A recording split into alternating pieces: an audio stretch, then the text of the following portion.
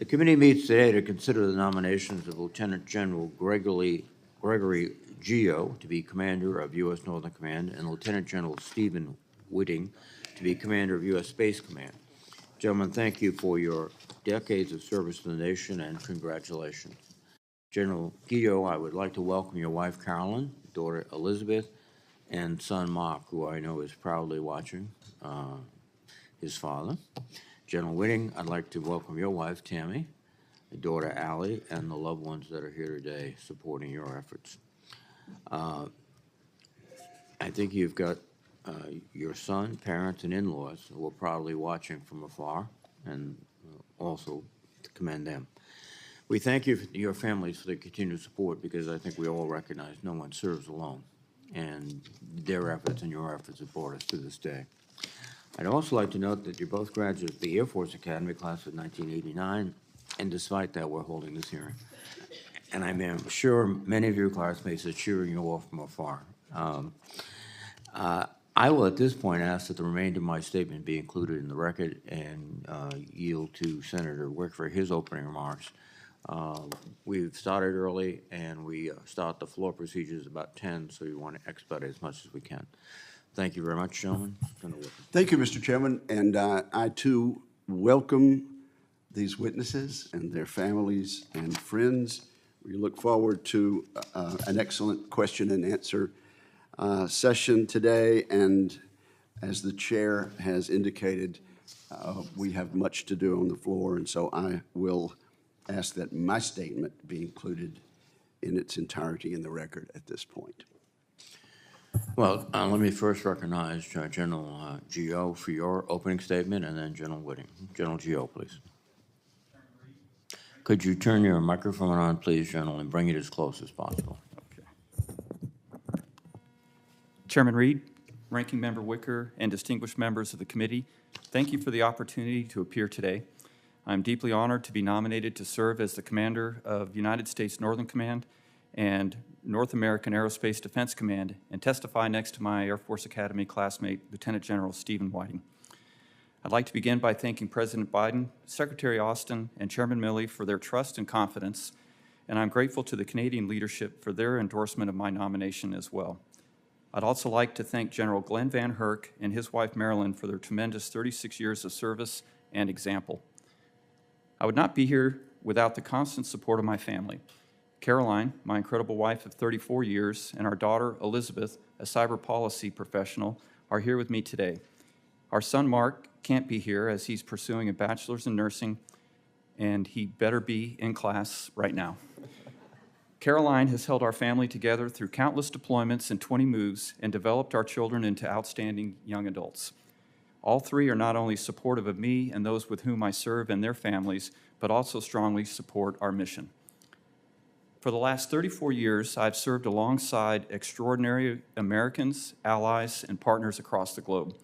During that time, I've been fortunate to learn from the finest leaders, mentors, non-commissioned officers, and troops in the world. I'd also like to thank and acknowledge the most influential mentors I've had, my parents, Reb, a career Air Force officer and Vietnam veteran, and Susan, who handled the challenges of military family life with strength and humor. Also shaping me have been my operational experience and leadership assignments in 3 different combatant commands, including commanding all joint and coalition air power in the Middle East. If confirmed, I will humbly bring the benefit of these experiences gained in combat and in peace to appropriately, energetically, and decisively lead the women and men of NORAD and NORTHCOM in the defense of our great homeland. The United States, Canada, and our allies and partners must address an extraordinarily complicated and quickly changing strategic environment. Competitors can hold North America at risk in multiple domains and are increasing both their capability and capacity to strike the homeland at a rate far exceeding the pace seen just a few years ago. While NORAD and NORTHCOM are distinct commands, they share complementary missions that are more vital today than ever. The success of both commands in defending the homeland is only possible with strong interagency collaboration as well as close alliances and partnerships. If confirmed, I will remain committed to expanding those already strong relationships in order to ensure the command's constant readiness to deter aggression and defend our nation. I will also commit to establishing and maintaining partnerships with the National Guard Bureau, state interagency partners to conduct NORTHCOM's vital defense support of civil authorities' role during catastrophic disasters and other periods of national need. Likewise, if confirmed, I will be a strong advocate for ongoing NORAD and NORTHCOM efforts to improve domain awareness and global integration of operations, plans, and data. Our competitors' advanced long-range weapons systems and delivery platforms pose challenges from within and even well beyond NORAD and NORTHCOM operational boundaries. Therefore, it will be important that I work closely with other combatant commanders to deliver an integrated, layered, and seamless defense of our homeland. Finally, if confirmed, I assure this committee that I will always provide my candid assessment and my best military judgment regarding NORAD and NORTHCOM missions. Homeland defense is fundamental mission of the Department of Defense, and I can think of no greater honor than being nominated to lead the commands responsible for that vital mission. Thank you for your support of the United States Armed Forces and for the honor of appearing before this committee. I look forward to answering your questions.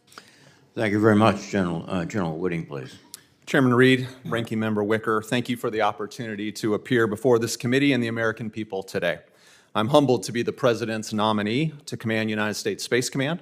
I'm grateful to the Secretary of Defense and the Chairman of the Joint Chiefs of Staff for their confidence and support. And I'm pleased to testify beside my U.S. Air Force Academy classmate and friend, Lieutenant General Greg Gio. I also want to thank the current commander of U.S. Space Command, General Jim Dickinson, and his wife, Angie, for their leadership of the command over the past 3 years and their personal friendship to Tammy and I. I'm proud to have my family and some dear friends here with me today. First and foremost, my wife of 34 years. Tammy has been my best friend and greatest strength during 19 moves. She's an incredible wife, mom, friend, entrepreneur, and business owner. We also have our daughter, Allie, in attendance. She finished her master's degree last summer and is now a tech writer for a Silicon Valley software company, but living in Nashville, Tennessee. Supporting us in spirit are our son, Chase, and his wife, Olivia. Chase is a youth minister, also living in Nashville, and his terrific wife, Olivia, is a first-grade public school teacher there in the Nashville schools. Chase had previously committed to accompanying the members of his youth group to support a church overseas, and he is appropriately taking care of those kids and ensuring they get back to the United States safely. Tammy and I are immensely proud of our children and the role they have played in our military career. Joining us virtually are my parents, Larry and Helen Whiting. My dad was also a career Air Force officer and Vietnam veteran, and my mom is a retired public school teacher from Mississippi.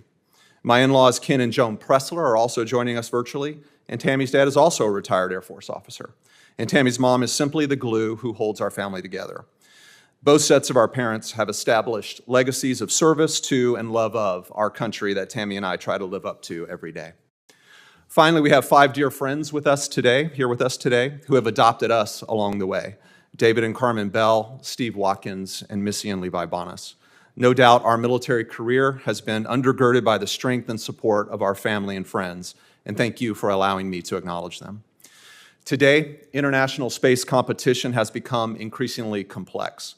China and Russia are rapidly fielding counter-space capabilities to disrupt our access to space, and China is swiftly making its own military forces space-enabled. These strategic competitors' irresponsible actions and assertive posturing have transformed space into a contested domain.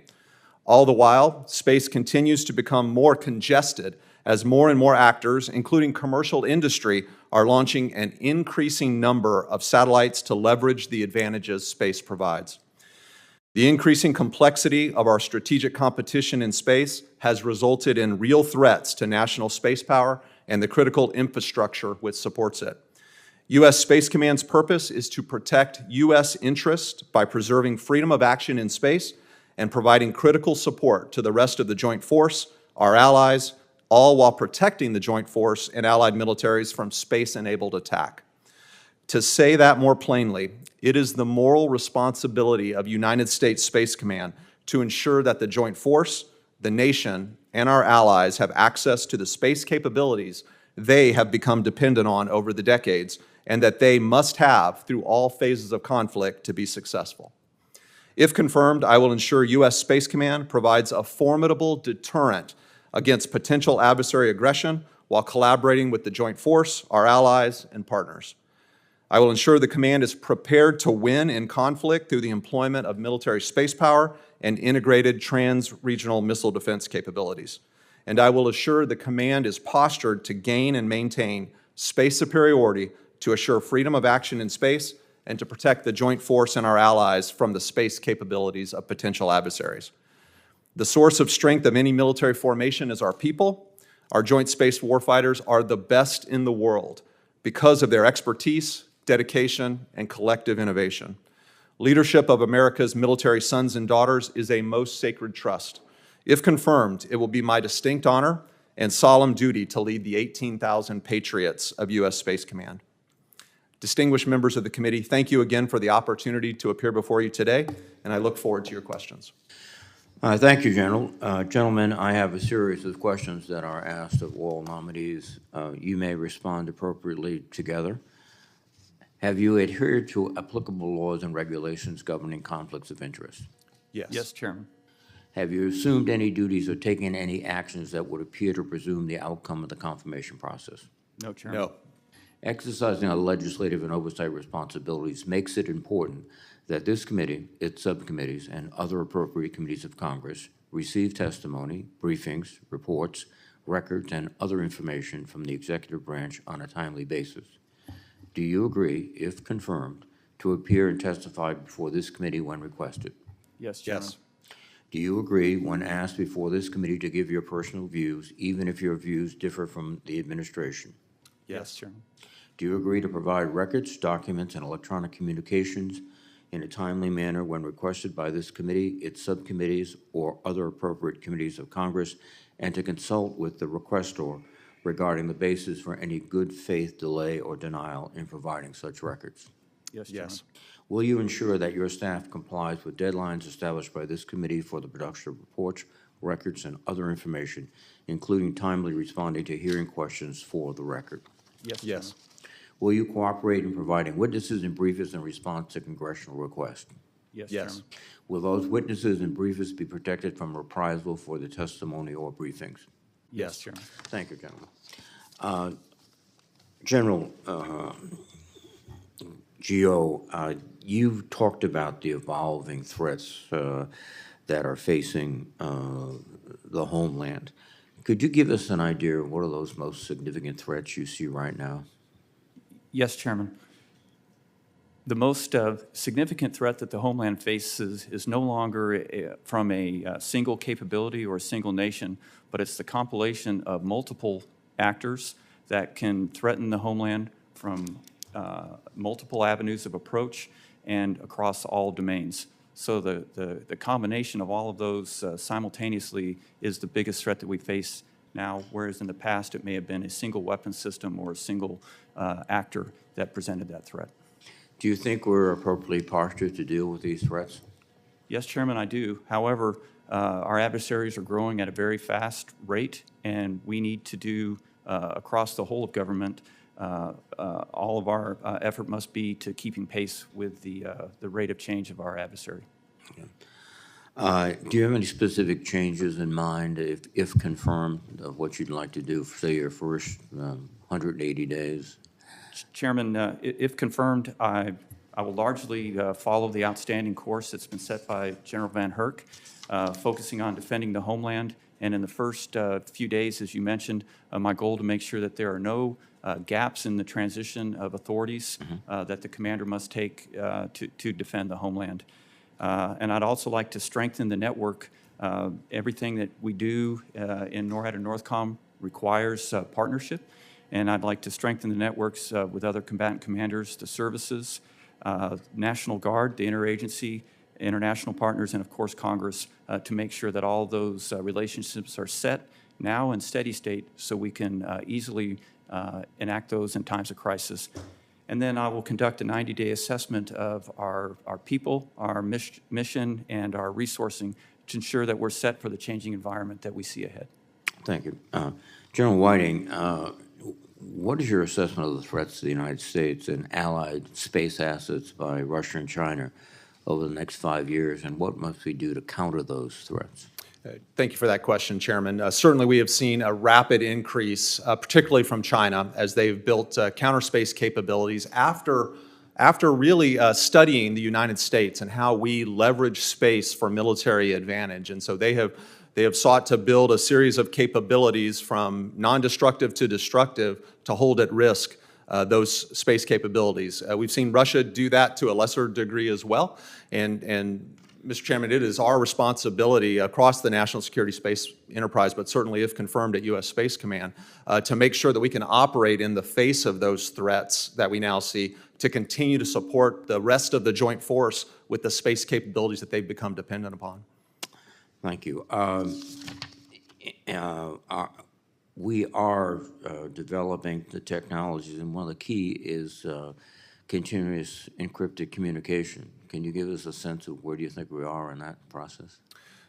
Yes, sir. It is vital that we have the capability to encrypt ourselves with encryption that will last over decades as we field military space systems that last for a long time. We want to make sure that that encryption does not become compromised by other countries potentially. And so it's a very important partnership, Mr. Chairman, that we have with the National Security Agency. And if confirmed, I would ensure that we continue to work requirements that laid into those requirement sets that requirement so that we don't end up in a position where another country could compromise our communications. Thank you. General Guillot, the issue of fentanyl crossing the Mexican border is one that's a serious crisis in the United States today. You are already, your command is in communication and cooperation with Mexican authorities, the Mexican Army, Mexican Navy. How do you believe you can leverage those military forces to be more effective in disrupting this trade in fentanyl? Chairman, the drug threat that you mentioned is acute, it's significant, and it's serious. And NORTHCOM's role is, as part of a whole-of-government effort, NORTHCOM provides direct support to the lead law enforcement agency to attack these networks. If I'm confirmed, due to the importance of this mission, as soon as possible after the change of command, I will go down to the southern border and meet with all of not only the U.S. military that are in support of the lead law enforcement agencies, but also with the interagency, the intel community, and the Mexican military partners that we have. During that time, I'll make an effort to gain a greater operational understanding, and then I will draw an assessment on how we can optimize our support to get after this very serious problem. Thank you. Thank you both, gentlemen. Senator Wicker, please. Thank you, Mr. Chairman, and thank you, gentlemen. General Guillot, I was going to ask the very question that our chairman just asked about the fentanyl crisis.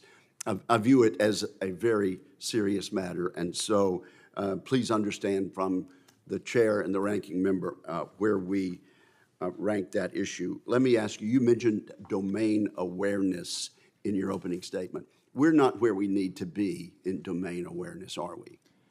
Senator, I agree. Although steps through the government, Congress's funding, and industry were making strides in that direction, the fact that the adversaries we face can attack us from distances further away at speeds, altitudes with maneuverability and low radar cross sections that we hadn't seen in the past, it's a constant fight to have the domain awareness, the ability to detect these threats, and it takes our constant and improving effort because, after all, we can't defeat what we can't see. You know, it seems to me that the balloon fiasco that occurred several months ago is an example of this. I have a question here which I want to read word for word. Do you commit to sharing information with this committee even when it is contrary to the administration communications objectives? And I ask that question because we on this side have asked some specific questions in writing of the administration and have not gotten all of the answers we needed. And during a visit to Beijing in June, Secretary of State Blinken said publicly that the Chinese balloon matter is a chapter that should be closed. If members of the Congress believe there are questions to be answered, you do commit to answering those questions regardless of the views of the administration, do you not? Yes, Senator, I absolutely do. Thank you very much. And let me ask you, I was glad to hear that you and General Whiting were classmates at the academy. Is that correct? Yes, Senator, although I think he graduated much higher in the order of merit than I Well, did. I was going to ask about that. Did you find that his excellent high school education at Ocean Springs High School in Mississippi gave him a leg up over most of the other? Senator, I have no doubt that was the springboard. Okay, thank you very much. I think you're well on your way to confirmation. General Whiting, you're going to be giving up some of your more commercial duties from your predecessor and moving them over to the Department of Commerce as far as space situational awareness. Tell us about that. And I understand you think that's a good idea and that Congress made the correct move there. Ranking Member, thank you for that question. It's a really important issue. Today, the Space Force provides space situational awareness to the entire world, really. But we do that for non-military purposes. But under your leadership and the actions of Congress, that civil portion of that responsibility is now transferring to the Department of Commerce. And they are very willing partners in that. And we are working a plan with them that over the next couple of years, they will take on that non-military responsibility. And that will free up capacity inside of our military formations to focus on the military unique responsibilities that we have. So we really appreciate that leadership from the Congress and the work of the Department of Commerce to take that on. Okay, now I want to ask a question that will require a relatively brief answer, but then I'll ask you to supplement it on the record. Let's war game in what we can do publicly.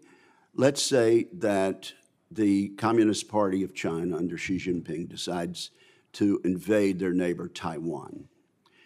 There will be a battle in space almost immediately. Is that correct?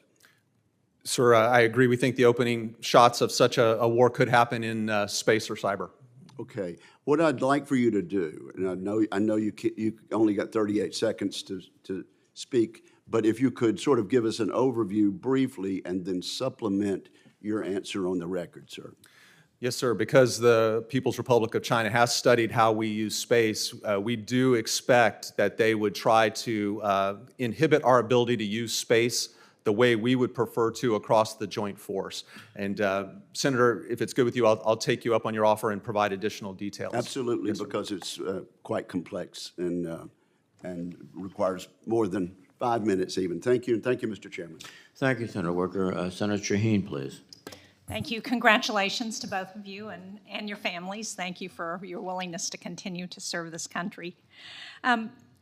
Senator Wicker raised the move of the Office of Space Commerce to the Department of Commerce. General Whiting, as a member of the Appropriations Committee, I remember there was some controversy at the time about that decision and a question about whether that was actually going to work. Can you tell us how that's working at this point? I understand that we will have a shortfall in terms of the funding that we were planning to give to them to continue the integration. So where are we in that process, and what do we still need to do? Yeah, Senator, thank you for that question. I am not aware of the specific funding, exactly where they are in their funding in the Department of Commerce, but I can say that they are an absolutely eager and willing partner. We have multiple engagements from senior leadership down to their tactical level where they have been out to our operating locations where we conduct this mission. They've seen how we do business, and they're partnering with us on their plans for how they move forward. But ma'am, I am just not familiar with exactly where they are in their funding profile.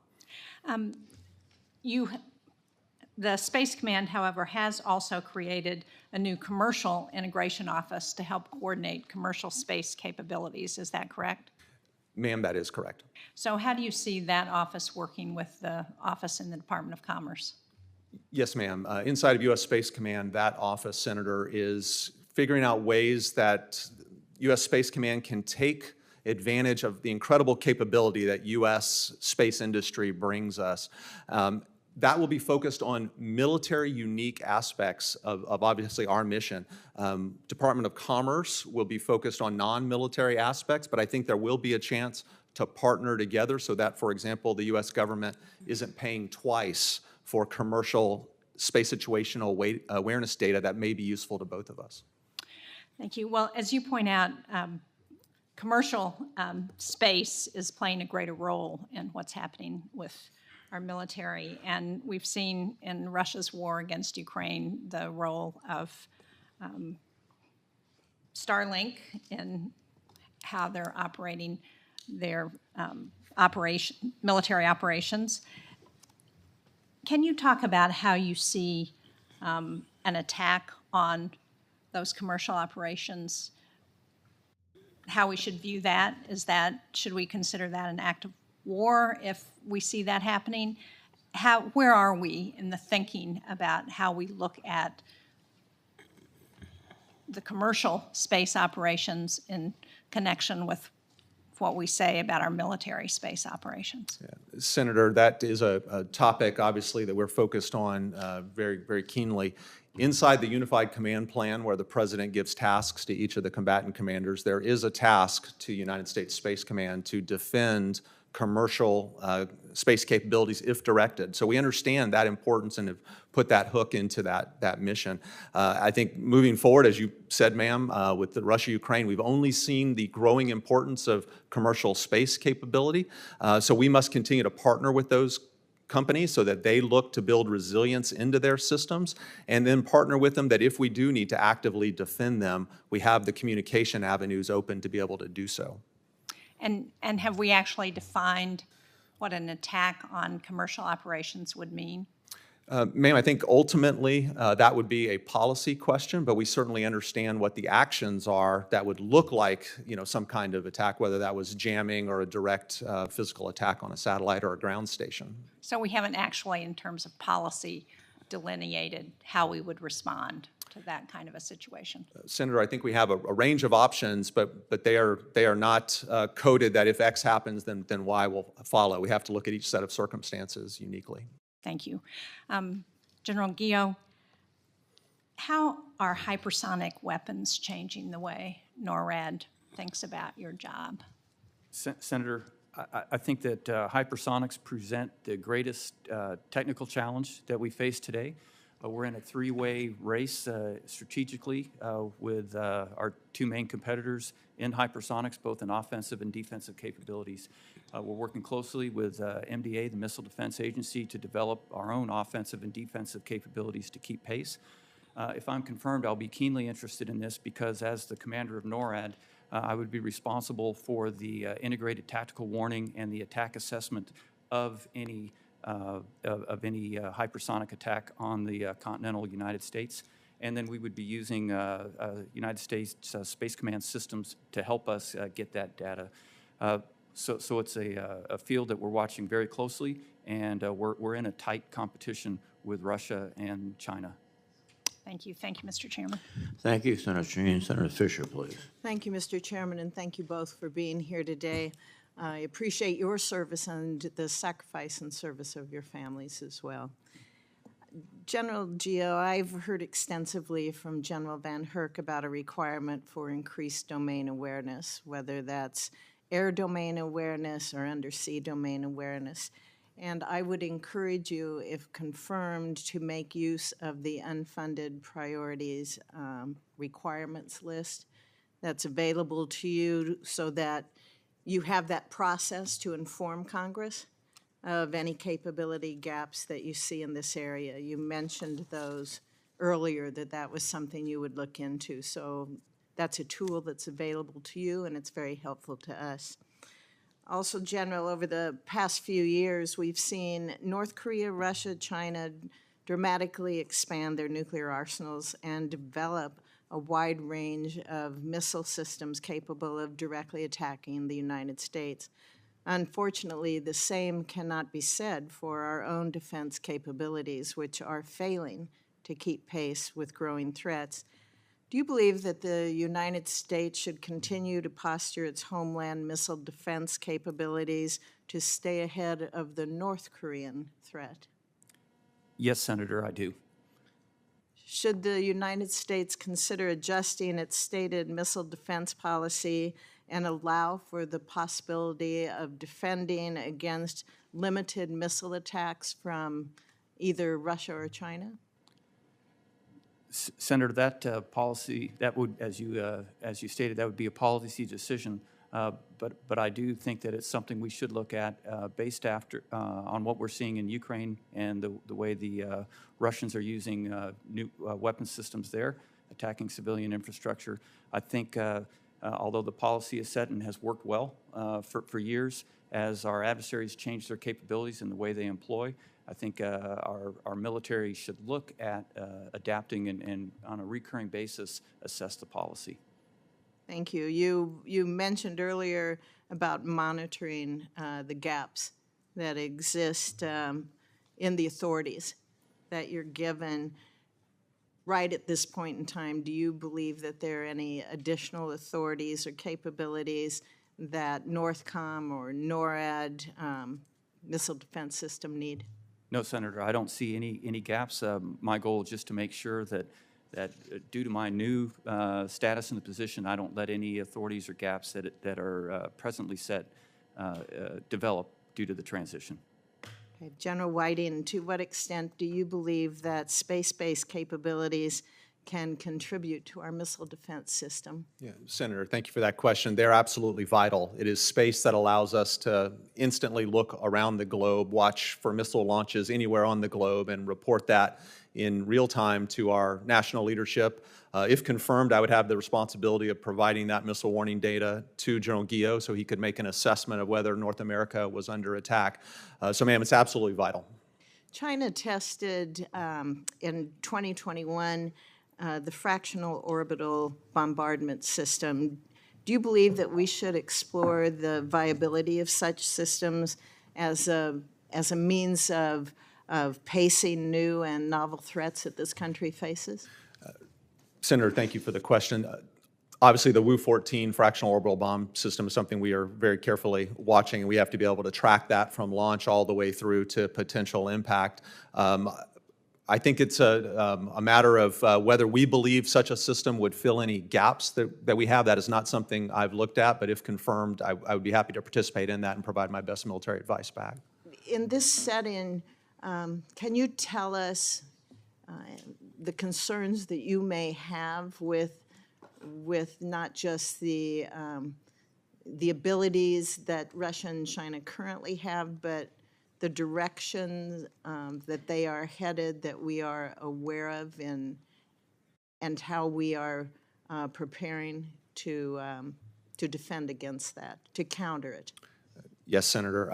Certainly, I mentioned that China in particular has rapidly increased their counter space capabilities, but we also see them making the rest of their military forces more space-enabled to be more precise and more lethal.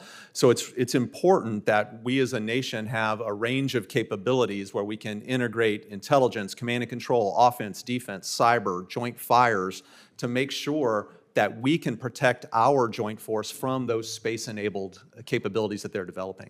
And they have dual-use platforms as well, correct? That's correct, ma'am. We assume anything commercial is dual use from the PRC. Okay, thank you very much. Thank you. Thank you, Senator Fisher. Senator Kane, please. Thank you, Mr. Chair, and thank you to our nominees for your service. I look forward to supporting your nominations.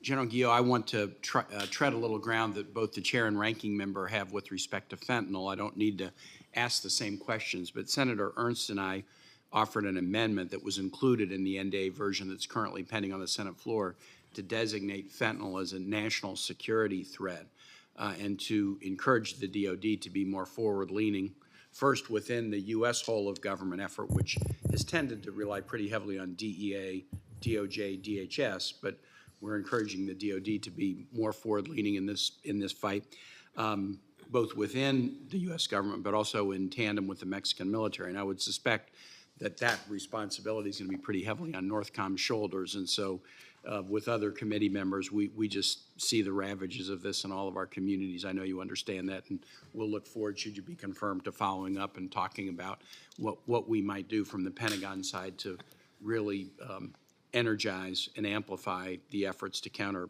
fentanyl coming into the United States. General Whiting, I want to ask you a question about Space Command and our allies. I am very forward-leaning on the AUKUS framework that was announced by President Biden. I'm the chairman of the Sea Power Subcommittee of Armed Services. I think that this partnership, which I hope will be decades-long, offers real opportunity to promote stability in the Indo-Pacific. As you know, Pillar 1 is a pillar dealing with Virginia-class submarines, but there's a broad Pillar 2 that talks about cooperation with Australia and the UK and a whole variety of technologies, whether it's space, cyber, AI, hypersonics. Should you be confirmed, talk to us a little bit about the way you would see that AUKUS framework and how you might use your position at Space Command to work together with these allies, and then just more broadly, our allies. It is a strategic edge that we have over China and Russia, that we have such a network of allies. How should we be thinking about joint activities in the space domain with nations allied with the United States? Senator, thank you for that question. Space is a team sport, and it takes us and our allies to be the best we can be. In fact, Senator, 33 years ago as a second lieutenant at my first space assignment, the very first non-commissioned officer I ever supervised was a Canadian non-commissioned officer assigned to our unit because of those partnerships.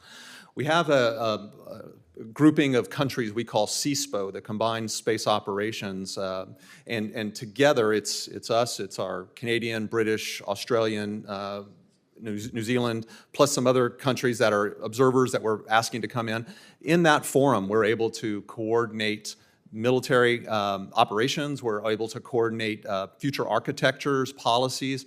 We've seen a real value in that as we work together. And in fact, Senator, over the last couple of years, U.S. Space Command has created a named operation called Operation Olympic Defender, where we operate in space with our Canadian, Australian, and United Kingdom allies.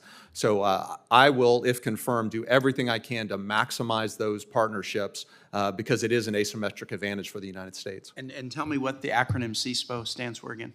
Combined Space Operations. Great. I'm very glad to hear about that intentional effort to work together with allies. To follow up on an earlier question that Senator Shaheen was asking, space is an interesting domain because of the massive proliferation of commercial satellites in space that can have a security connection to us. She referenced Starlink in Ukraine. Our adversaries may have their own assets in space, but they tend not to have the same amount of government-owned assets, but then private sector assets where they are in at least some collaboration with them. Talk a little bit about how you would see both the opportunities and challenges to work in tandem with our commercial space assets to advance our space capacities.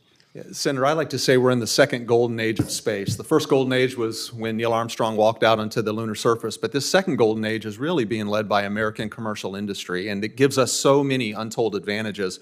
We have to maximize that. And over the last 8 years or so out at our Vandenberg Space Force Base in California, we have a grouping there called the Commercial Integration Cell, where we brought in the 10 companies that we contract with the most for capability through the Department of Defense. And in that cell, we share intelligence at the highest level. We get insights into what's happening in their constellations because we believe if we all have that insight, we operate better together. So that's just one example of the ways that, if confirmed, I would want to continue to drive our ability to leverage U.S. American industry because of the advantages it brings for us. Excellent. Well, I hope to entertain you at Wallops Island at some point following your confirmation. Thank you. I yield back. Thank you, Senator Kane. Senator Ernst, please. Thank you, Mr. Chair, and thank you, General Guillot and General Whiting, and to your families as well. Thank you very much for being here and supporting these gentlemen. So, General Guillot, we have talked a lot about a number of threats. We've covered China and Russia. We've heard about North Korea's arsenal and how they are outpacing our ballistic missile defenses. A lot of concern out there. And in your policy questions, the advanced policy questions, you stated that a second missile defense site on the East Coast is, quote, not operationally required at this time, end quote. So what advancements in adversary capabilities would lead you to reevaluate this assessment? What should we be watching for? Senator, I understand that the assessment was recently made and said that it's not operation required at this time. But from my perspective, if I'm confirmed coming into the position, all military operations require depth and dispersal, and we have to keep pace with the threat. And I do not question the assessment that was made, but it was a different context and a different threat at the time of the assessment. So if I'm confirmed, I would support recurring assessments that would ensure that we keep pace with the adversaries. Specific to your question, the number of threats that they have that might defeat the total number that we have in our existing locations, or if another rogue state develops the capability and can attack the homeland, that's another reason I think that we should look at the reassess on a periodic basis to ensure that we can keep pace with that threat. I appreciate that answer very much, and I, in my estimation, that would be the correct answer, is we have threats that change, grow, morph over time, and it's important that we continually reassess that. We have heard also from a number of my colleagues about the southern border, and obviously that is a huge concern with all of us. Senator Kane and I are working together on an amendment for the NDAA, and that would improve our mill-to-mill cooperation with the Mexican authorities to counter fentanyl. And we've also seen a number of National Guard troops that we have used on our southern border, and I'd like to focus on that just for a second. I've traveled a couple times to the southern border, and every time I'm there, I have the opportunity to meet with from different states and, of course, Texas. Those that are assisting with the civil authorities, I think we have about 2,500 National Guard. So how does defense support to civil authorities fit in those priorities as commander? Senator, it's right at the top, because border security is national security, and national security is a key element of homeland defense.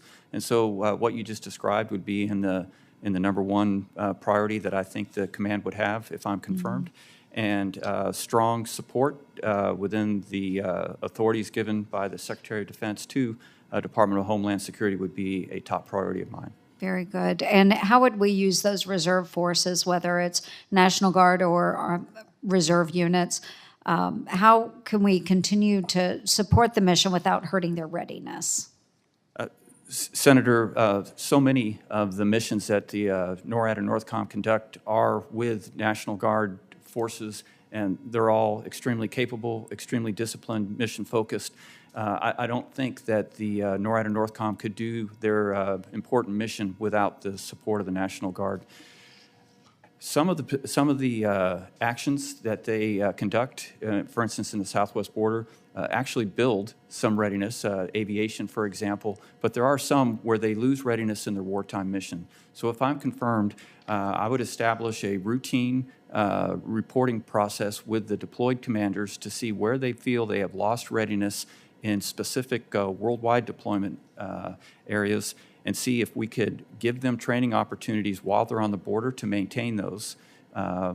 Certainly they need to keep readiness in their current missions, but their long-term readiness would be very important, and I think we need to find ways that they can keep their worldwide deployment readiness while they're conducting the Southwest Border mission. Thank you. I appreciate that. And General Whiting, because I am out of time, I will submit a question for the record that deals with our cyber and our special operations forces and space triad. It's of great interest to those that are working in Special Operations Command. So appreciate you, gentlemen. Thank you very much, and congratulations on your nominations. Thank you, Senator Ernst. Senator Hirono, please. Thank you, Mr. Chairman. Congratulations to both of you and welcome to your families. I asked the following two initial questions to address the fitness of any nominee before any of the committees that I sit on, so I will ask the two questions of both of you. Since you became a legal adult, have you ever made unwanted requests for sexual favors or committed any verbal or physical harassment or assault of a sexual nature? No, Senator. No, ma'am. Thank you. Have you ever faced discipline or entered into a settlement relating to this kind of conduct? No, Senator. No, Senator. General Whiting, as space becomes exponentially busier, understanding where satellites are is increasingly important and challenging. The 15th Space Surveillance Squadron in Maui does this important work while simultaneously conducting leading-edge research. However, they are hamstrung by aging infrastructure. And for your information, the 15th Space Surveillance Squadron operates several telescopes on Haleakala, Maui, that tracks satellites and, in partnership with the University of Hawaii, conducts research. It is here that a mechanical issue in a backup generator caused about 700 gallons of diesel fuel to spill after a lightning strike caused electrical grid failures on the summit. And additionally, many of the buildings and telescope domes are leaking and generally in bad shapes. General Whiting, terrestrial infrastructure underpins our space capabilities. How does deferring maintenance at places like the 15th Space Surveillance Squadron impact Spacecom's mission accomplishment? Senator, thank you for that question, and I've had the good fortune to visit the 15th on Maui multiple times, and as you highlight, they are doing incredibly critical work in our number one priority area, which is space domain awareness. So it is vital that we invest in that infrastructure so that we can ensure that we can continue to provide that mission support. And I appreciate the local leadership on Maui who has worked with us as we've worked to remediate the fuel spill. There's more work to be done there, but we appreciate the advice and counsel that we've received from the local leaders there. Well, generally, we get to the infrastructure needs when a crisis has already occurred. My question has to do with how we're going to upgrade and prevent these kinds of incidences so that our people on Maui can do their jobs. So I don't think we've put enough emphasis on the need for repairing and maintaining our infrastructure across the DoD, and Spacecom is included in that. So I would request, should you be confirmed, that there be a review and assessment of the infrastructure needs for your command. Yeah, Senator, thank you, and I do commit to that. And there is right now an effort going on to assess all of our infrastructure across my current command, Space Operations Command, and specifically tie it to our readiness standards. That work is ongoing and will complete here over the next year or two. But, ma'am, I absolutely commit to the review you requested. Thank you. And again, for you, if confirmed, you will assume responsibilities as the global sensor manager for missile defense. Do you believe current missile defense policies reflect all global threats and adequately encompass rapidly changing missile technologies?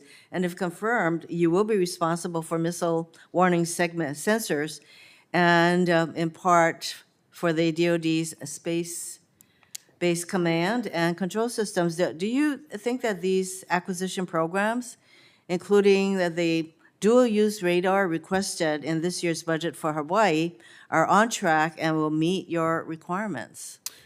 Senator, I think those are critical programs that we have to watch very carefully. It is vital that we continue to provide global missile warning and missile defense capabilities. If confirmed, I will provide my best military advice after looking into those specific programs. I think we have the right investments, but we've got to make sure we execute on the program successfully now.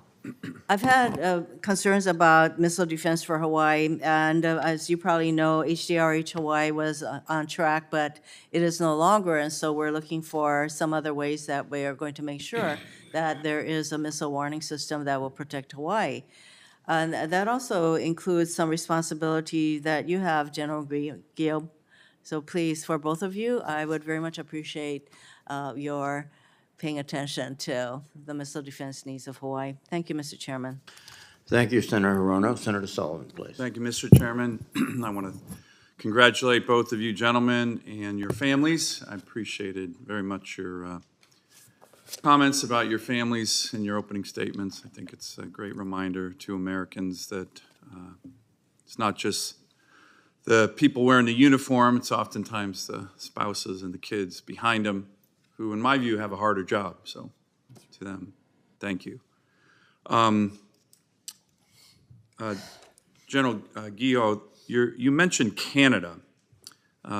which I think might puzzle a lot of people. You have a unique command responsibility in terms of NORAD, which has to be nominated by the president and the prime minister. You want to just mention it very briefly? I have actually a couple questions about Canada. Yes, Senator. NORAD is a binational command with the United States and Canada, has been for 65 years, and 65 years of defending the homeland side by side. So Senator Kane mentioned the importance of our allies. I couldn't agree more. It's a giant strategic advantage to our national security. I do want to mention, and it's not always polite, but I'm going to do it here anyways. The Wall Street Journal on July 12th had an editorial entitled "Canada is a Military Free Rider in NATO." Mr. Chairman, I'd like to submit that for the record. And it goes on to talk about Ottawa's feeble commitment to the alliance at the Vilnius summit. They should have been put at the kids' table. I was actually at the Vilnius summit last week in NATO. Canada's not even close to its 2% commitment, and it was common knowledge that Prime Minister Trudeau was trying to water down the Vilnius commitment to 2% as a floor, all of which is incredibly disappointing. I hope the Canadians are watching your confirmation hearing. General, you'll be working closely with Canada if confirmed. Can you commit to this committee that you can have discussions with the Canadians and say, hey, look, when you're not supporting NATO, when you're not supporting missile defense for North America, it's actually harmful to the alliance. Americans get frustrated when our allies don't pull their weight. And with regard to NATO, Canada is not even close to pulling its weight. Can you commit to us to have those tough conversations, but important, with your Canadian counterparts? Yes, Senator, you can count on me to do that. Thank you. That's really important. You're both Air Force Academy grads, which is great. I'm sure the Air Force Academy is very proud. We're proud. It's awesome. As you know, the father of the Air Force, Billy Mitchell, had a very famous quote. He said, it was actually in front of an armed services hearing in 1935. He talked about one place that actually wasn't a state yet in America, and he called it the most strategic place in the world. Whoever holds this place literally holds the world. Okay, now you guys are Air Force Academy grads. That's the father of the U.S. Air Force. What place was Billy Mitchell referring to? Alaska, Senator. Alaska. General, are you good to go with that? I'm familiar with that, Alaska. Would you yes, sir. confirm that that was Alaska? Good. You passed the test. Thank you. Now, in all seriousness, two issues I just want to talk briefly about Alaska. We talked about domain awareness. General Van Herk's been great on domain awareness. But when it comes to domain awareness, whether it's hypersonics or cruise missiles or balloons, where are they? What's the avenue of approach if our adversaries are going to attack New York City, Miami, Chicago? It doesn't matter. Where are they coming through? Senator, almost any avenue of approach to the homeland comes over the Arctic. Right. So when we talk about domain awareness, where do we need to beef that up in particular? Senator, first and foremost, it needs to be the Arctic. So America's an Arctic nation because of what state? Alaska. So when you're talking about beefing up in the Arctic, you're talking about beefing up in Alaska, correct? Yes, sir, and to your previous point, to talk to our Canadian counterparts Yeah, about and placing hopefully they'll pay for that, right, at some point. radars there as well. Yeah, they're not very good at paying for missile defense either, even though we protect the whole North American continent. Let me ask the final question.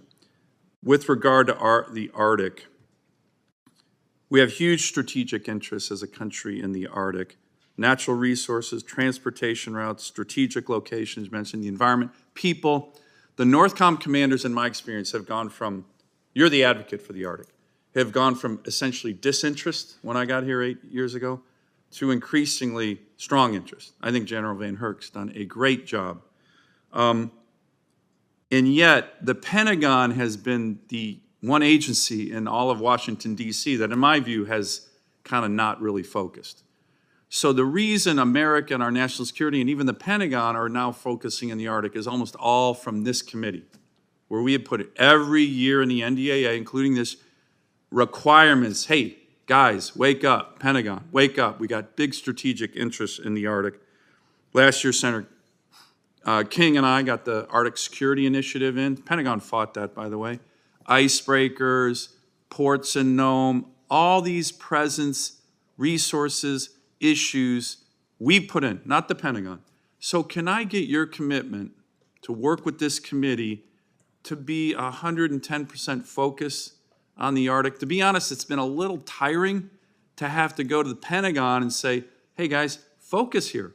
Well, we're not really focused here. Then we put it into law. It would be better if you guys could help us. And again, General Van Herk's been great, but can you continue that commitment to work with this committee on the critical issues in the Arctic, particularly as deals with Russia and China? Senator, you have my commitment. Thank you. Thank you, Mr. Chairman. Thank you, Senator Sullivan. Senator King, please. Well, first, I want to associate myself with that series of questions about the Arctic. It was a question of whether or not Senator Sullivan and I, who would go first to ask the Arctic questions. He's asked them. I would also have to respectfully point out that if our beloved Chairman John McCain was here, he would point out that Billy Mitchell was later court-martialed, but we won't go into that. I think that was rescinded later after he. General Whiting, it's been U.S. policy for as long as anybody can remember to not militarize space. But that train has left the station, has it not? Haven't the Chinese and to a lesser extent the Russians developed the capacity for offensive weapons in space? Senator, they absolutely have. And therefore, we need to be in a position to respond because the cornerstone of our entire defense national security policy is deterrence. And if they have an asymmetric advantage that we can't hold them at risk, doesn't that undermine our policy of deterrence? Senator, it does. And so we're going to have to put aside the laudable policy because of a change of circumstance. Is that correct? Yes, Senator, and I think the creation of United States Space Command just under 4 years ago, and then by the action of the Congress, the creation of the United States Space Force just under 4 years ago recognizes that new reality. And I think my concern is that there are areas of the federal government that haven't quite gotten there, and I think we need to understand that, not because we want to militarize space, but because we have to face the reality and the undermining of our deterrent capability if we don't match that. General Gio, since we've been talking almost exactly an hour in this hearing, 12 Americans have died of drug overdoses. We are under attack, and it's in large measure in your AOR. It's not a nation state, but these international organizations. Talk to me about a strategy for dealing with this. We've been having hearings year after year. We don't have sufficient ISR. We don't have sufficient interdiction capability. When are we going to take this seriously for what it is, which is an attack on the people of this country? Senator, the threat you described is acute. It's serious and it's very significant. As if I'm confirmed to be the NORTHCOM commander, I will immediately, upon taking change of command, go down to the border, meet with all of the U.S. forces that are in direct support of the lead law enforcement agencies conducting this mission, and make an assessment on what we can do to optimize our presentation of force and make suggestions to the Secretary Well, along part those of lines. it is advocating in a vigorous way for additional ISR, for example. I mean, and plus, we've had testimony before this committee from Southcom that we're only able to interdict 25% of the drug shipments coming by sea that we know about. In other words, we know they're coming, we know that they're carrying deadly cargo, and yet there are not enough ships, there are not enough capacity, Coast Guard, Navy. It just seems to me everybody's pointing at everybody else. Please, I would urge you to develop a special task force, a strike force, to really think about how to organize the United States government response. Because what's come through to me is a lack of central authority, and you're the nearest thing to that. And I hope you will really get on this. September 11th, we lost over 3,000 people. It turned our society upside down. Here, we're losing 100,000 a year, and yet nobody seems to be in charge. Will you take charge? Senator, I will take charge of assessing that from the DoD standpoint and forwarding those recommendations. Now, let me change the subject again to get back to the Arctic. One of the realities, again, it's like my questions about space. It's no secret that the Russians have essentially remilitarized the share of the Arctic, which really was a much more peaceful area prior to the last 10 years. Don't we need some capacity, infrastructure in the Arctic, a port, for example, to be able to field the kind of force that's necessary, again, for deterrence? This is not about offensive capability, but the best way to prevent a war is for your adversary to know that they will suffer unacceptable results if they attack us. Talk to me about infrastructure in the Arctic, for example, a port in Nome. Senator, presence is the best form of deterrence in the Arctic. The Port of Nome is a game changer for operations in the Arctic. I understand that it's underway, and we're looking at 2027, 2028 for completion of that. But just that port alone will add 4 to 8 days per operational sortie of our ships, where they don't have to go down to Dutch Harbor to refuel. They can stay up in the high north. So that infrastructure, and then the recurring presence of forces training and operating in the high north in Alaska, I think is a very strong deterrent to our adversaries up there. Well, both of you are taking on extraordinary responsibilities at an extraordinary time. Congratulations on your appointment. We look forward to your confirmation. Thank you. Thank you, Mr. Chairman. Thank you, Senator King. Senator Tuberville, please. Thank you, Mr. Chairman. Thanks to both of you being here today. Good to meet with you in my office, and congratulations and welcome to your families. General Yeho, several conversations with General Van Herk over the last few years. He talked about Northcom's need for more assigned troops. And I know you're coming from another command, but have you had conversations with him about your possible move to the commander of Northcom? Senator, I haven't talked with him directly about that, but in the function of my current job, I'm in several video teleconferences with General Van Herk and other leaders where the topic you mentioned is discussed. Yeah, I would hope you'd get back with me on that once you're assigned to that, and let us know what we need to do to help. As you've heard today, a lot of questions have been about certain things that's killing our people in this country and not overseas. So thank you for that. General Whiting, I'm not going to make a long dissertation about this, but of course, Space Command is very new, and we in Alabama and Huntsville are excited about Space Command being assigned to Huntsville and Redstone Arsenal after 21 different criteria. A lot of things were gone through and with a fine-tooth comb, and we were excited about that. But, you know, unfortunately, politics has got involved, and that's not you. But, you know, for a few months now, I've heard nothing but, because of some things that I'm involved in about readiness of our military. It's been 3 years, and we do not have a permanent home yet for Space Command. And it's a shame that we've gotten into politics. Of course, it's moved slow up here. But even for Washington, it's very slow for this to have happened, to us have a permanent home for Space Command. So hopefully we get that done in the near future. But I'd like to ask you a couple of questions. How's Space Command doing in regard to its workforce? I know you've been there for a while.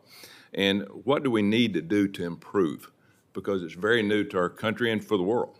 Yeah, thank you, Senator. I appreciate you highlighting our workforce, because despite the incredible space capabilities and satellites we bring and our rockets, it is our people that are our most critical asset. And we have to ensure as a nation that we have military and civilian who want to join our space enterprise, national security space enterprise, and are willing to be a part of that. So I think it's important that we invest in those STEM activities that inspire our young men and women to join into space. And then I think we have a unique opportunity, given all the great things that commercial industry and NASA are doing right now, to leverage that excitement to bring these young men and women into our organizations. How big a role does cyber play in SpaceCom, and what are we doing to make sure that we have enough? One of my sons is in cyber, and but it's very new and it's very complicated. What are we doing to make sure we have enough people to be involved in what we do in Space Command through cyber?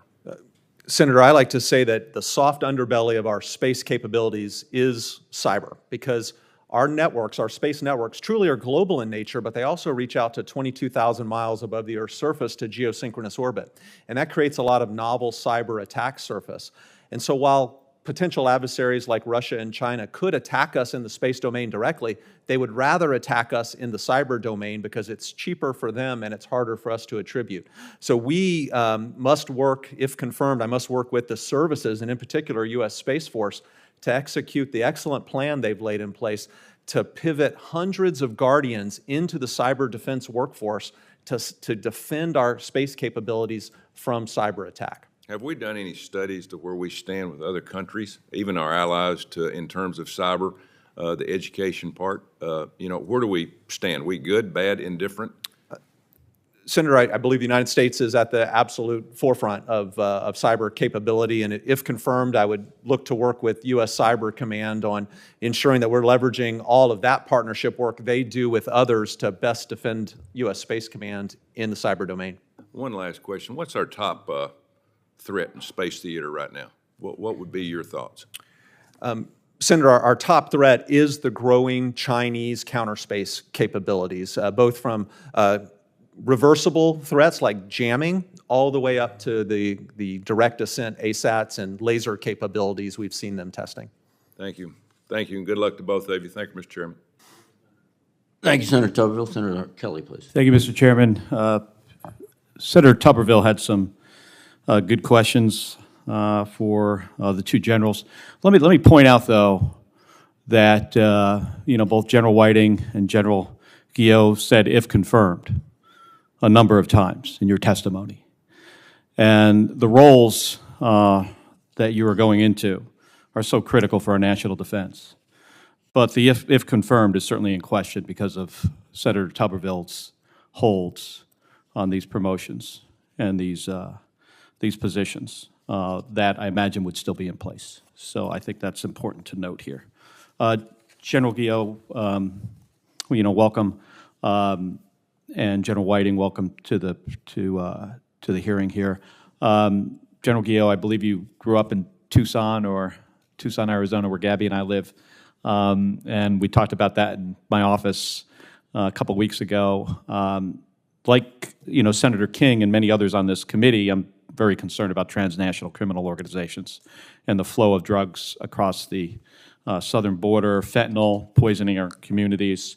Senator King asked about this, but I want to just get down to some resources you think you may need in your new position here.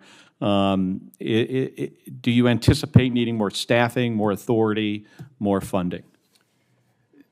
Senator, I agree on the severity of the threat and the need for us to use any means available to stop that threat from coming across our border. If I'm confirmed, and when I go down to the southwest border and everywhere from California all the way to Texas and look at each site, things that I'll be looking for not only are what are we doing today, but what could we be doing in terms of ISR, the types of forces that we're using in supporting the lead law enforcement agency. And then if I see anything in terms of numbers, authorities, anything along those lines, or types of help, that's what I will report back to the Secretary of Defense. All right, thank you.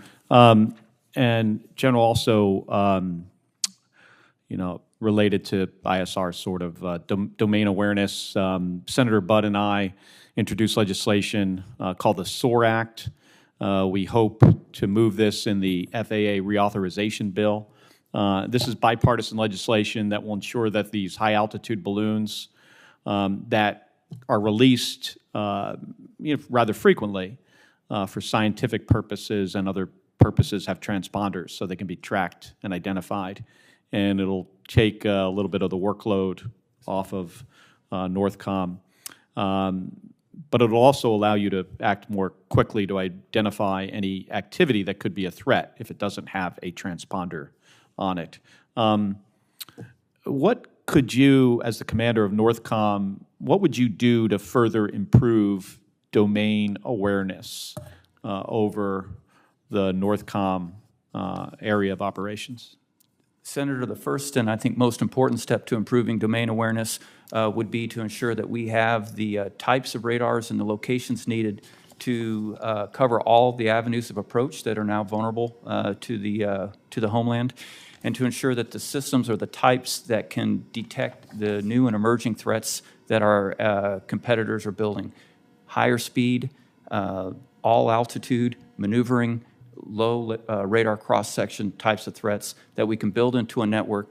And the next important step, Senator, would be to bring all those back to our command center on a single pane of glass that we can not only look at in NORAD and Northcom's headquarters, but share with all the other combatant commands like EUCOM and INDOPACOM, so it's a seamless picture of the threats that we face across all combatant commands.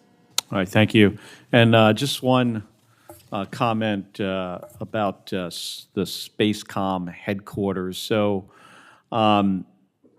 you know, it's imperative that we get a decision on where SpaceCom is going to be located. I mean, this has gone on too long. These decisions impact our members, their families, local communities. It impacts the mission and the national security of the United States. So we shouldn't let indecision, bureaucracy, and politics impact our national security like this.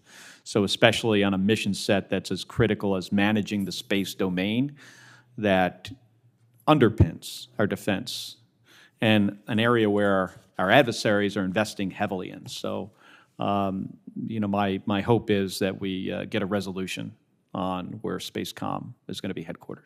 Thank you. Thank you, Senator Scott. Great. Thank you. First, I want to thank both of you for being here. Congratulations on your nominations. Thank you for your service, and I want to thank your families for what they do. I'm sure you guys have moved a lot. Hopefully you've spent a lot of time in Florida. Communist China, Russia, North Korea, Iran, and other terrorist groups want to harm the United States at any cost in any way they can. They all possess ballistic missiles and will do anything they can to harm us and our national interest here in the homeland and in space. I know you're both focused on deterring these threats, and if they ever try to attack us here at home, to defeat whatever they throw our way. I look forward to hearing about how you're going to continue to make sure we stay safe. Jung-gi, as our strategic focus shifts from the threat of terrorists to threats from adversarial nations like Communist China and Russia, Northcom will still have to defend the homeland from both. I would characterize our reaction to the Chinese spy balloon incident as pretty bad, terrible. What have you learned from that, and how will you handle the next spy balloon when you are the commander? Senator, I was not personally familiar with all the factors that went into the first decision, but what I can tell you that if confirmed, air sovereignty will be the cornerstone of the NORAD and Northcom mission. And if confirmed, I will aggressively execute all the authorities and the ROE associated with maintaining air sovereignty of the U.S. That goes to early detection, making decisions that within my authority, and then quickly passing all of the valuable information and options to my senior leadership if it's something that's beyond my authority. Thank you.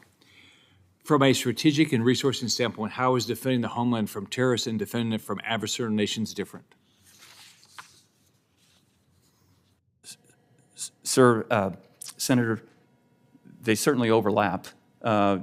Deterring from terrorist threats that are originating overseas, other combatant commands like the one that I'm presently proud to work in, Central Command, in cooperation with Southern Special Operations Command, are doing a lot of work to keep the terrorists as an away game. But as we start to develop indications that they could be working towards the U.S., then it transitions to a strong partnership from NORAD and Northcom with the law enforcement agencies that would be responsible, along with the Department of Homeland Security, to building that barrier from them actually entering the United States. Thank you. What additional authorities or resources do you anticipate needing to defend our homeland? Senator, at this time, I do not know of any, but I pledge to the committee that if I'm confirmed, within 90 days, I'll have completed a full assessment of all the people, the mission, and the resourcing to include authorities associated with NORAD and NORTHCOM, and I will make it very clear in that assessment if there are any authorities that I need. Thank you. In October 2018, Department of Defense deployed 5,200 troops to the southern border in response to migrant caravans. Currently, the Biden administration has authorized a maximum of 2,500 troops in the southwest border support operations. The past year has continued to witness a surge in migrant encounters and estimate there's about 1.5 million getaways, some of them possibly terrorists. Would you first off agree there's a crisis at the border? You assess that there is a drug smuggling emergency at the southern border. What role do you anticipate North Carolina playing in addressing this emergency? Senator, I think border security is national security, and that would be the #1 priority for me if I'm confirmed as the commander of NORAD and NORTHCOM. As for the drugs and the efforts of the transnational criminal organizations, that is a problem that's acute, it's significant, and it's extremely serious, and it falls into the same responsibility that I just mentioned. Thank you. General Whiting, congratulations. You have a base named after you in Florida already. You've done really well. Do you believe that delaying the Space Command headquarters decision has affected readiness? Senator, that decision needs to be made so that we can decide where that's going to go and place it. I think till now, that headquarters has been maturing from what I've seen, but a decision is needed. So what are the biggest challenges space threats in space are the next to address them? And thinking about what happens when they start, whatever adversary starts shooting up satellites and we get all the debris going there and how it's going to impact our communication? Senator, the answer to those two questions are related. The #1 thing we need to continue to build out is our space domain awareness capability. We have the best in the world, and the world looks to us, but we prove that to the threat which we do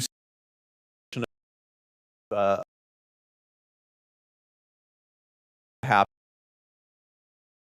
to back that out is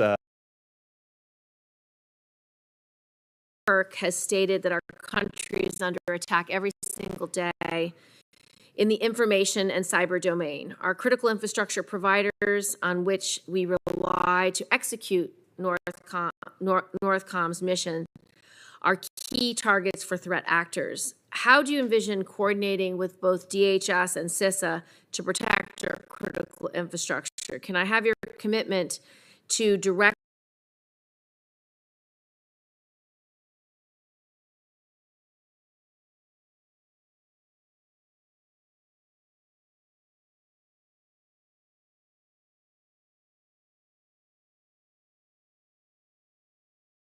and will you report But also to report back. any idea how you will implement that coordination? I would like to first get to know all the parts. As you mentioned, there are several that have overlapping responsibility for protecting defense critical infrastructure. I would, with Cyber Command Commander, as Department of Homeland Security, FBI, and another of others. But more than just meeting them and talking to them, I'd like to propose with them high-level tabletop exercises that really push and pull at the seams of where one's authorities may start and another agencies may stop, because there's a lot of gray area in critical infrastructure. If it's owned and operated by DOD, if it has heavy DOD influence in our mission. And I think that we need to have a strong exercises and discussions that are really going to pull at those seams to ensure that they can hold during a crisis. I would urge you to do those tabletop exercises. We do tabletop exercises with regard to China, with regard to Taiwan. First 3 months, I want to know what you're going to do every day that you are going to be managing. It's going to be how do we make sure we can do the work we need to do if things escalate. So I agree. it's really important.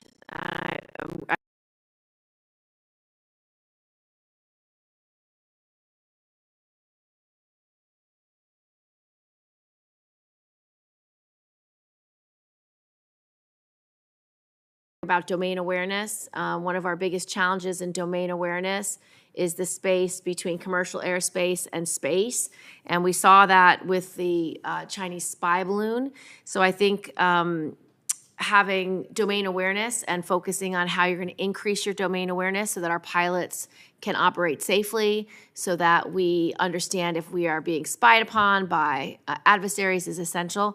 And in that regard, can I have your commitment to collaborate with Dr. Sean Kirkpatrick and the All-Domain Anomaly Resolution Office to ensure that they have what they need to identify and resolve reports of UAPs in U.S. airspace? Senator, you have my commitment. I've read a little about Aero. I know that General Van Herk is consulting with them, and I look forward to the opportunity. And undersea domain awareness is also critical for our national defense. Recent public reporting indicates that the Russian Navy is repainting its ships to confuse or fool tracking systems that rely on artificial intelligence. If confirmed, will you help this committee understand the complexity of ongoing threats and the ways that developing technology can help or hinder our defense systems? Yes, Senator, you have my commitment. Thank you. General Whiting, the PLA's, quote, lectures on the science of space operations, its authors describe an overawing space strike that includes both a soft strike option focused on information attacks, EM spectrum operations, cyber attacks, and hard strike options that involve strikes against vulnerable enemy positions. From your perspective, what are the miscalculation risks when a country's space studies documents include the execution of offensive strikes as part of their deterrence options? And how does this impact your thinking about the resiliency of the systems that would be under your command? Senator, thank you for that question. Of course, when we see those kind of writings, we have to take them at their word that that is potentially within their plans. And so deterrence is built upon a framework of, number one, we must have capabilities that deny potential adversaries the benefits of such an attack.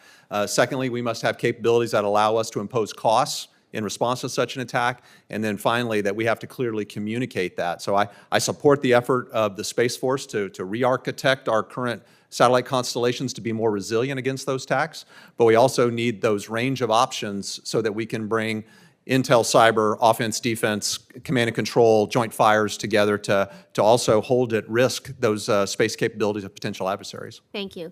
Last month, Spacecom announced its authorities to conduct missile defense led to some confusion about Northcom, Stratcom, and Spacecom's different but related responsibilities to conduct homeland missile defense. If confirmed, you will be responsible for operating the missile warning satellites, while General Guillot will be responsible for warning America's leaders in the event of a missile threat. Can you commit to work to ensure that Spacecom's and NORAD systems will be integrated and that you will work closely together to protect national security? Yes, Senator, I commit to that. Yes, Senator. Thank you. Thank you, Madam Chairman. Thank you, Senator Gillibrand. Senator Kramer. Thank you, Madam Chairman. Congratulations to both of you, generals and your families. Thank you for being here. Thank you for your willingness to step in the gap and into these very important positions. Since we've been talking a lot about domain awareness, I'm going to just stay with the theme, but maybe get a little bit specific. My first question is one that I didn't come in here anticipating, but I think is relevant, and probably start with you, General Whiting. Over the last several years, we've had a lot of discussion and obviously noticed that the Air Force has been shedding quite successfully a lot of its legacy ISR, airborne ISR missions and equipment to afford new stuff. Makes perfect sense. My concern has been that while they live with and plan for the promise of space being able to handle ISR for the combatant commanders wherever they may be, whether it's the southern border or CENTCOM, you name it, that a gap could very well occur where there won't be adequate ISR. Presuming for a moment that space can do that at some point, what's your comfort level that space can unilaterally handle the type of ISR that today Global Hawks and others, MQ-9s and others are able to provide? Yeah, Senator, thank you for that question. ISR from space brings us untold advantages. For example, satellites, as they orbit the Earth, don't go through sovereign airspace. We can freely overfly any point of the Earth and get those, get that intelligence that we need. I think it's it's a layered need for systems as we move forward. There will be need for ground-based ISR capabilities, sea-based, air-based, and space-based. But I am supportive of doing the reviews to move as much to space as we can while leveraging the unique attributes that the other domains can bring as well. Very good, thank you. Since you brought up layers, I'm going to ask about the Space Development Agency's, tracking layer program that's going to be operated out of the Grand Forks Air Force Base. First of all, are both of you familiar with it, and how do you see, I'll start with you, General Gio, NORTHCOM, NORAD integrating SDA into your awareness? Senator, as you alluded to, domain awareness, certainly in the sensing grid, takes a variety of sensors. I look forward to bringing those in, that capability, as well as the space-based long-term persistence that General Whiting mentioned for space to complement the other terrestrial systems that we're using now or bringing online here in the near future. So bringing up one more legacy domain awareness that I'm familiar with, of course, we're very pleased with the legacy of the Parks radar at the Cavalier Air Force Space Force Station now. We'll look forward to having you up there sometime after you're confirmed, which I'm confident will be soon. But maybe each of you could share a little bit about the importance of that Parks radar over the years and decades, and of course it's expanded its role from missile defense or missile awareness to space, obviously just monitoring a lot of stuff in space. But that's one of those legacy systems that we don't know the lifespan of. What are the modernization opportunities, efforts? I'd just be interested in both of your opinions on Parks and its importance and how we can extend it. Senator, Parks at Cavalier is an essential part of the NORAD sensing grid that we've been talking about.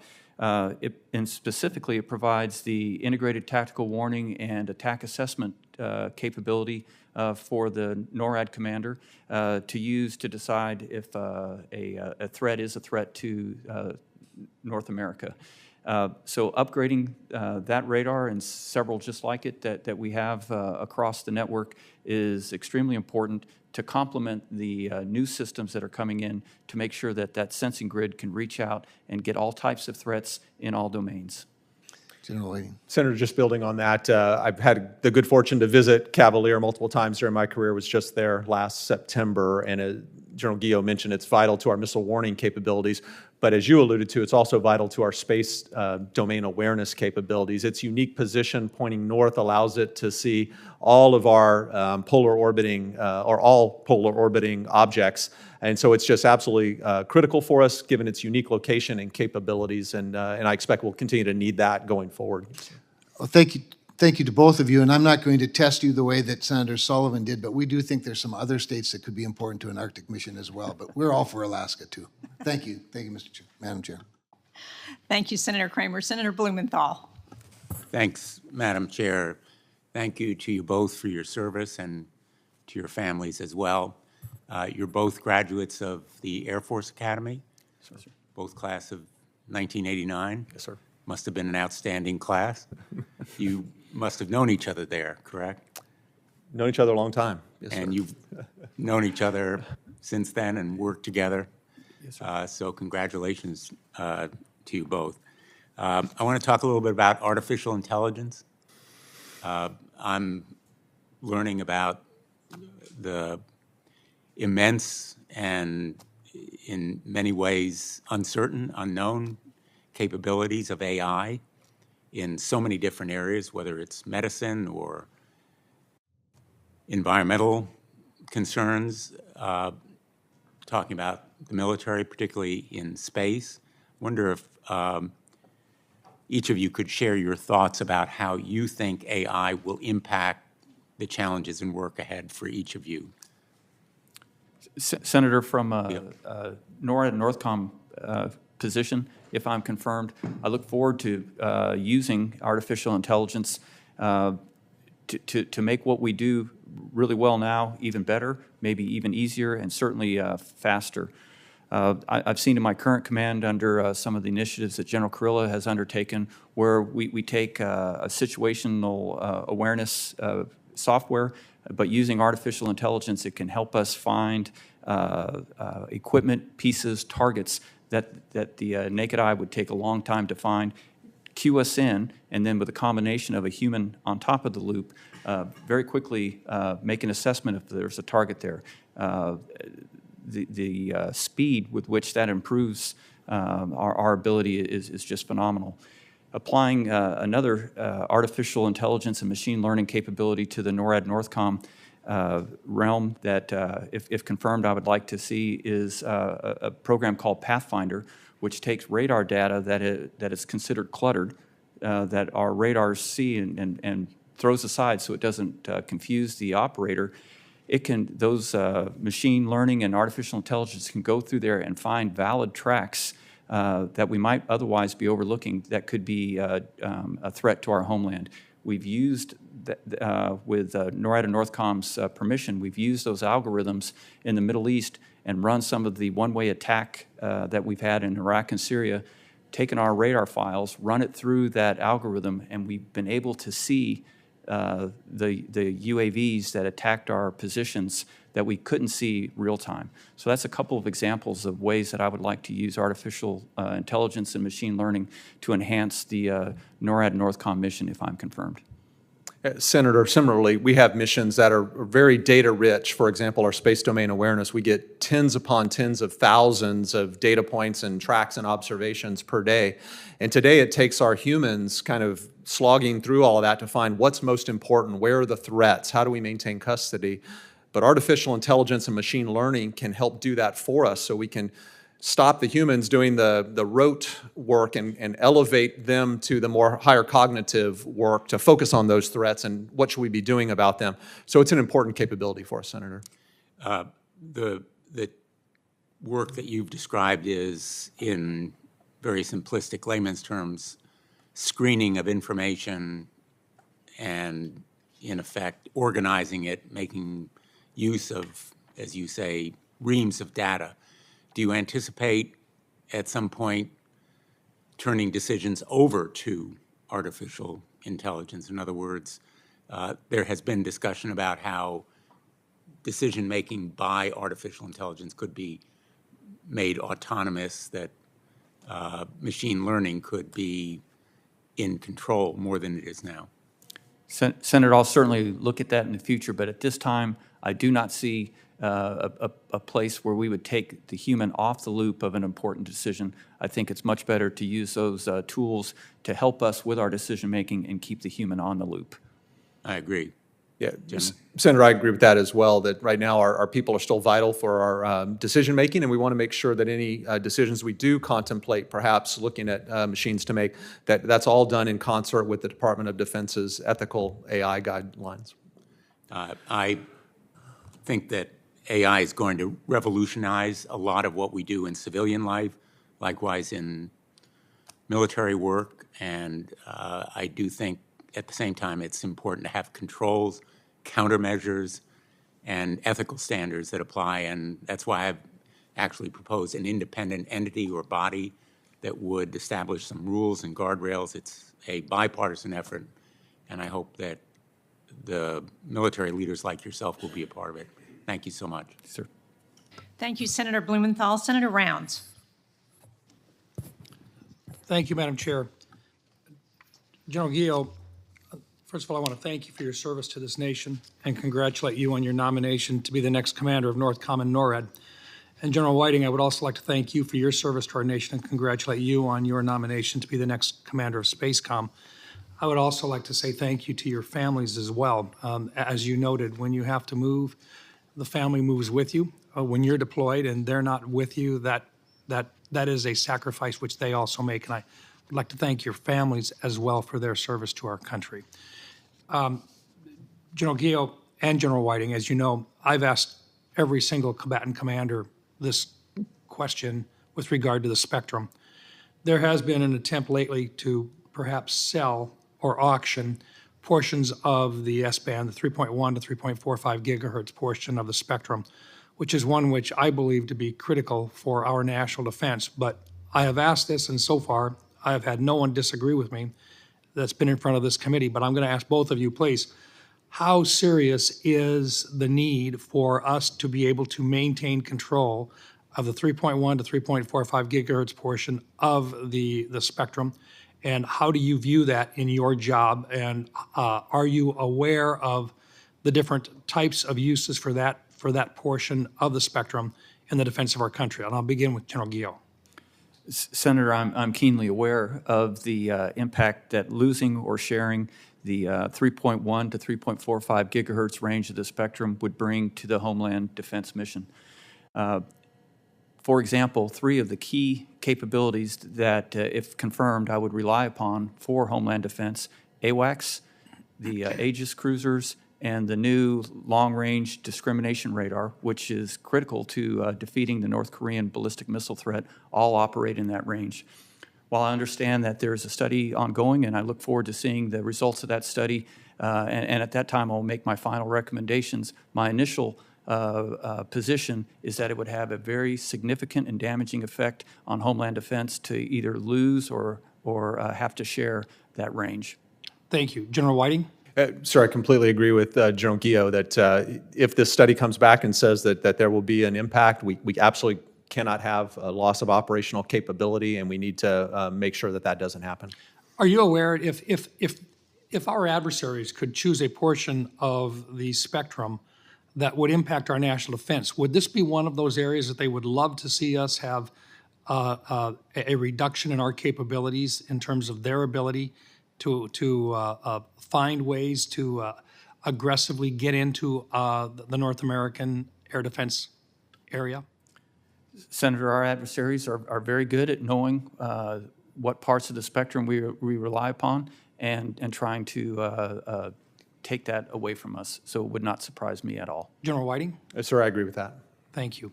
Let me ask also, just with regard to cyber and the need for cyber protection, what do you think is the greatest threat that you see with regard to NORTHCOM and the use of cyber activity or the aggressive cyber activities that some of our adversaries are using right now? Senator, I think the cyber threat to NORTHCOM is the most present and persistent threat that we see today. I've spoken about the totality of the threats in all domains and all avenues of approach, which is certainly the largest concern that I have if I were to take command of NORAD and NORTHCOM upon confirmation. However, the threat that we see today and the most persistent is in cyber. Thank you. General Whiting, same question. Yes, sir. For the space enterprise, Senator, the most pressing cyber threats come from state competitors like the PRC, Russia, Iran, North Korea. They would rather take us on in the cyber domain than try to take us on physically in the space domain, although certainly the PRC and Russia have proven they can do that because it's cheaper for them and it's harder for us to attribute. So we must build out our cyber defenses across our space enterprise to protect that soft underbelly from allowing cyber to deny that capability. Thank you. Thank you both for your service, and we look forward to working with you in the future. Thank you, Madam Chair. Thank you, Senator Rounds. Senator Schmidt. Thank you, Madam Chair. General Whiting, in speaking in support of DEI initiatives, General Brown said that, quote, "There's still a lot to do because this is a cultural shift. This isn't something you can get done in just a couple of years." Do you believe that General Brown should be relieved of his command because of those statements? Senator, no, I do not. Okay. General Milley, in speaking in support of DEI initiatives, said, quote, "It's diversity to improve the system, improve the military, improve our problem-solving capabilities, and improve our war-fighting readiness in order to protect and defend the Constitution. That's why it's so important, so fundamental, that we have this as one of our elements as we move forward to continue to develop the joint force," end quote. Do you believe General Milley should be relieved of his command? Senator, no, I do not. Do you believe that that's partisan political speech? Senator, no, I do not. Okay. Lieutenant Colonel Lomar said our DEI industry and trainings we're receiving in the military via the industry are rooted in critical race theory, which is rooted in Marxism. He was relieved of his command for those statements, correct? Senator, that's correct. By you, right? Senator, there were other comments regarding specific political parties that are in addition to what you just quoted. Okay, this was from the podcast, which was cited by you. So I'm asking, is opposition to DEI partisan political speech? Senator, no, it's not unless it advocates for a specific political party or candidate. Okay. Well, I would agree with that. But so your testimony today is Lieutenant Colonel Lomar was relieved for something other than these statements on the podcast, or was that part of your consideration? Senator, it involved a specific quote involving a specific political party. Okay. In his free time or on duty, or Sir, what it is was the on a context? podcast where he associated himself, or he identified himself as an active duty Space Force officer and commander. Okay. On that, so there were other comments that, other than this one I read to you about DEI. Senator, I think that podcast was about an hour long. Okay. Well, we'll follow up with some of our questions. I guess I want to ask you, do you support DEI initiatives in the military? Senator, I support a ready, lethal force that draws from the best talent all across America. Okay, that's not my question. I support that too, but that's not what DEI is. DEI is rooted in cultural Marxism, so I'm asking you, do you support DEI initiatives in the military? Senator, I support a merit-based approach to finding the best people across this country. That's not DEI either. So do you support DEI initiatives in the military? Senator, based on how it is defined, I want to find the best people across anywhere in this country, geographically or any demographic, who can support the defense of this Do nation. you believe that our brave military men and women should be pitted against one another based solely on their race? No, sir, I do not. Do you believe, or do you accept the proposition that General Brown, in his August of 2022 memo, that we should have racial quotas with officer class? Senator, I am not aware that General Brown has said that. Okay, if General Brown said that we should have a reduction in the number of white officers serving to 67% of officers, down from whatever, I think it's a total of 5,400 officers, do you support that? Senator, I support that promotion should be based on merit. Okay, so you don't support the idea that we would have racial quotas for the officer class? That's correct, Senator. Okay. I do want to ask you also, what role do you think DEI, or what's your experience? What, firsthand for you, what have you, in these trainings, what have you seen? What have been the trainings that have taken place? I'm not talking about reaching for the best and the brightest. I want to understand, because we have a military recruitment problem, right? And so the issue, I think, is if people view, and this is coming from the Department of Defense, and it's been widely talked about in this committee, if people view that politics is being infused in our military, do you think that that would hurt recruitment? Sir, I do, and I think the military must be rigorously apolitical and nonpartisan. Right. Do you think infusing abortion politics into our military hurts our recruiting? Sir, we in the military should not be partisan or political. Okay. Do you think infusing COVID politics into our military hurts our recruiting? Meaning, do you think that people should have been fired for not getting the vaccine? Sir, we are required to uphold a legal order. Okay. Do you think we should actively recruit those 8,500 people who were fired for not getting the vaccine? Sir, I would like to see those individuals who can come back apply to come back. Yes, sir. Do you think we should recruit them to come back? Yes, sir. Okay. And then do you believe that are you familiar with the August memo of 2022 from General Brown? I am not, sir. Okay, we'll, in some follow-up questions, ask you your points of view on that. Thank you, Senator. Thank you. Senator Mullen. Thank you for those that are here, and thank you for the family that has come along and supported these two generals here along the way. It's a family affair, and I said this multiple times that no one can do their job at their best ability if things at home are rocky.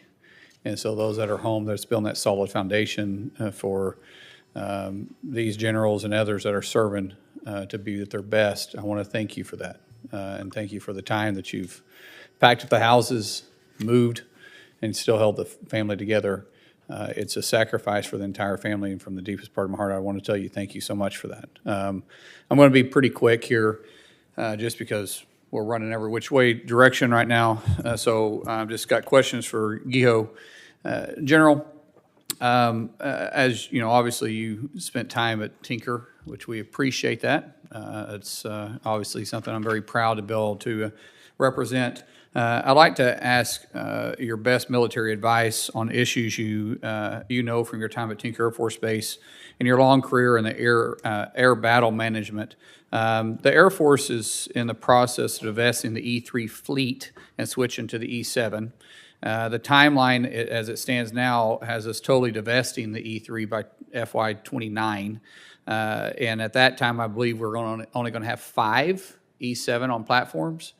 Are we concerned about the mission capabilities and the gap that might be taking place at that point? Senator, thanks for mentioning my time at Tinker. I had 3 assignments there and loved the base, the people, and the mission. And the E3, I have a lot of experience in the E3 Right. all over the world. Great capability, but it does need to be replaced by the E7, and I appreciate the Air Force and Congress's help in doing that. The gap that you mentioned is similar to the ballistic missile defense gap that we've talked about. Right. Has to be managed very, very carefully. So if I'm confirmed as the commander of NORAD and NORTHCOM, that is a key system, not necessarily the E3, but the airborne early warning capability, whether it's the E3 or the E7, would be critical. And I would be very vocal about the requirements and to ensure that we don't drop in capability and create a bathtub that would keep us from doing that job before the new system comes on. At the current current rate to which we're going, sorry, I didn't have my coffee this morning.